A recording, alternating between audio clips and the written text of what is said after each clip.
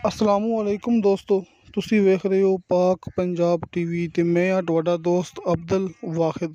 दोस्तों माशाल्लाह अज मैं तुहाडे वास्ते 500 कनाल इजराई ज़मीन आबाद वीडियो लैके हाज़र होया। इंशाल्लाह उम्मीद है कि दोस्तों ये बड़ी पसंद आएगी।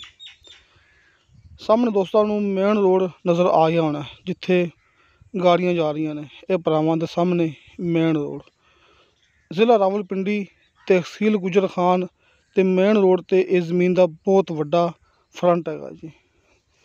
केजरई तो इलावा केजरई तो है ना, इजराई तो इलावा ये सोसाइटी वास्ते टाउन वास्ते बहुत ही अहम ते बहुत ही खास मौका है अपने को। दोस्तों आपां नूं ये 500 कनाल ज़मीन की वीडियो सेंड की है डॉक्टर मुनीर ऐवान साहब ने।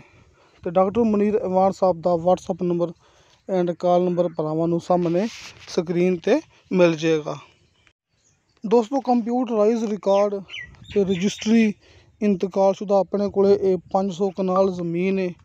सोसाइटी वास्ते फार्म हाउस वास्ते एक नंबर मौका है अपने को।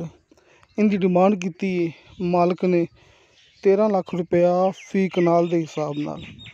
दोस्तों 13 लाख रुपया फी कनाल इनकी डिमांड है।